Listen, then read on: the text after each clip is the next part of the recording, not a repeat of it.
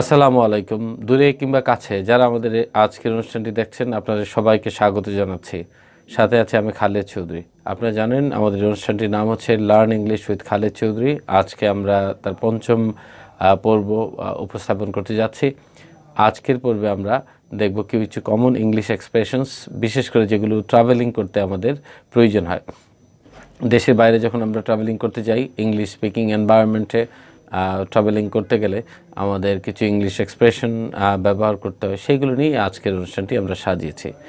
এই অনুষ্ঠানটির মূল উদ্দেশ্য হচ্ছে যারা বেসিক কথাবার্তা শিখতে চান ইংরেজিতে, তাদেরকে সহযোগিতা করা। শুরুতে আমরা দেখি এয়ারপোর্টে আমাদেরকে কী ধরনের কথাবার্তা ইংরেজিতে বলতে হয়। সাধারণত এয়ারপোর্টে আসলে ফ্লাইটের টাইম আমরা জানতে চাই।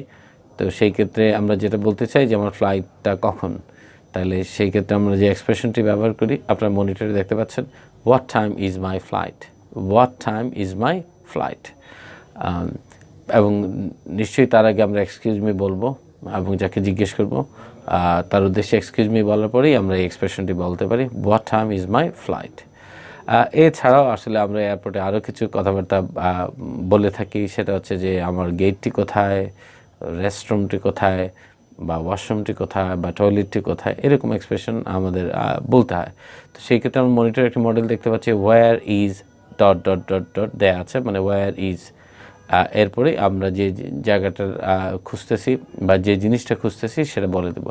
যেমন আমার গেটটি কোথায়, হোয়ার ইজ মাই গেট। এইখানে গেট বলতে বোঝাচ্ছে আপনি এয়ারলাইনে যে গেট দিয়ে উঠবেন এবং বোর্ডিং পাস নেওয়ার পরে যেখানে আপনাকে ওয়েট করতে হবে প্লেনে ওঠার আগে, সেইটাকে বলা হয় গেট।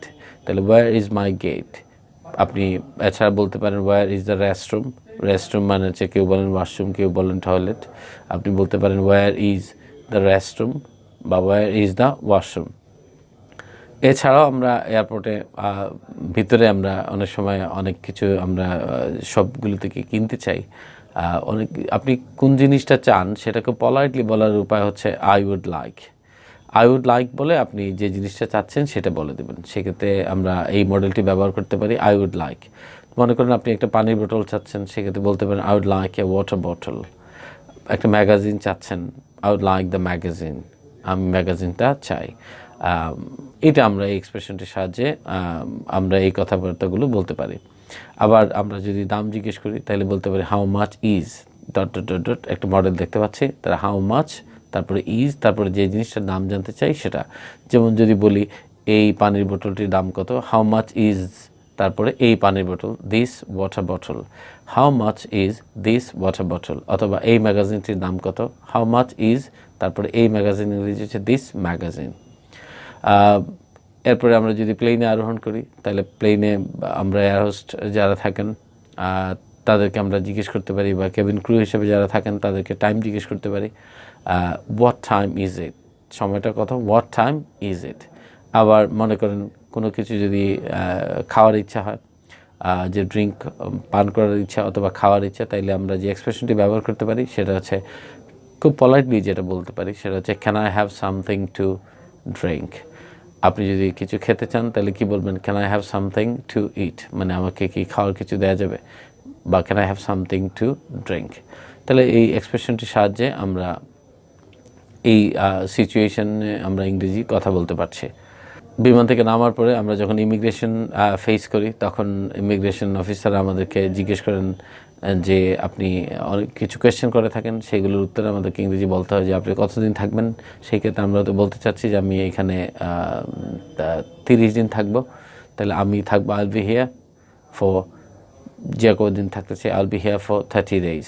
তাহলে আইল B here for dot dot dot days, এই ডট ডট ডটের জায়গায় একটা আমরা দিনের একটা সংখ্যা বসিয়ে দিলাম। মনে করেন আমরা 15 দিন থাকবো, তাহলে যা বলতে পারি সেটা হচ্ছে আইল B here for 15 days।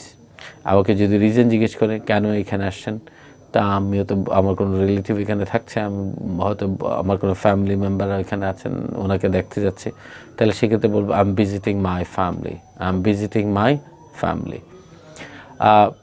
Airport থেকে বেরিয়ে গেলাম, তারপরে হোটেলে যখন আমরা চেক ইন করলাম, তো হোটেলে আমাদের কিছু কথাবার্তা হোটেলের স্টাফদের সাথে ইংরেজিতে বলতে হয়। কমন একটা কথা আমরা বলে থাকি, যদিও তার আগে থেকে এগুলো সব কিছু রেডি করে রাখেন, তারপরেও যদি বলি যে এই রুমে টাওয়েল লাগবে, তাহলে সেই ক্ষেত্রে যা বলতে পারি, মাই রুম নিডস টাওয়েলস, অথবা my room needs toilet paper. তাহলে এক্সপ্রেশনটা হচ্ছে মাই রুম নিডস। আবার অনেক সময় আমরা এটাও বলতে পারি যে এই রুমটি একেবারে নোংরা হয়ে গেছে, এটা একটু পরিষ্কার করা দরকার। তাইলে আমরা যেটা বলতে পারি, যে ইংরেজিটা ব্যবহার করতে পারি, সেটা হচ্ছে এই রুমটি নোংরা, দিস রুম। তাহলে বলতে পারি the room is messy, the room is messy, আমি চাই এটা আপনি পরিষ্কার করেন, I would like it cleaned. The room is messy, I would like it cleaned. এই এক্সপ্রেশনটি আমরা ব্যবহার করতে পারি। আবার ধরেন অনেক সময় আমরা জিজ্ঞেস করি যে আমি কিভাবে রিসেপশন বা ফ্রন্ট ডেস্কে কীভাবে কল করব, তখন সে বলতে পারে যে এই নাম্বারে কল করলেই আপনি পেয়ে যাবেন। তো সেই ক্ষেত্রে আমরা যে এক্সপ্রেশনটি ব্যবহার করি সেটা হচ্ছে how do I call down to front desk, how do I call down to front desk. এই বাক্যটি সাহায্যে আমরা এই কথাটা বলতে পারি ইংরেজিতে। আবার অনেক সময় আমরা জিজ্ঞেস করি যে আমি রুম সার্ভিসকে কীভাবে ডাকবো বা কীভাবে পাবো, how do I call for room service, how do I call for room service. সর্বশেষ আমরা যে এক্সপ্রেশনটি এখানে দেখাচ্ছি সেটা হচ্ছে যে ইন্টারনেট কীভাবে ব্যবহার করবো বা ইন্টারনেটের অ্যাক্সেস কীভাবে পাবো। তাহলে how do I access the internet, how do I access the internet. Viewers, এতক্ষণ আমরা দেখলাম কিছু কমন ইংলিশ এক্সপ্রেশনস যেগুলো আমাদের ট্রাভেলিংয়ের সময় খুবই প্রয়োজন হয়। তো আশা করি এই বাক্যগুলোর মাধ্যমে আপনারা উপকৃত হবেন। আপনারা আলোচনার সময় প্রয়োজনে এটা আবার রিপিট করতে পারেন, পজ করে আবার বাক্যগুলো লিখে রাখতে পারেন, এবং আপনি নিয়মিত চর্চা করলে আপনার পক্ষেও ট্রাভেলিংয়ে ইংরেজিতে কথোপকথন করা সম্ভব হবে। তো ভিউয়ার্স, আগামী পর্বে অন্য কোনো বিষয় নিয়ে আবারও হাজির হব। সেই পর্যন্ত সবাই ভালো থাকবেন, সুস্থ থাকবেন। আল্লাহ হাফেজ।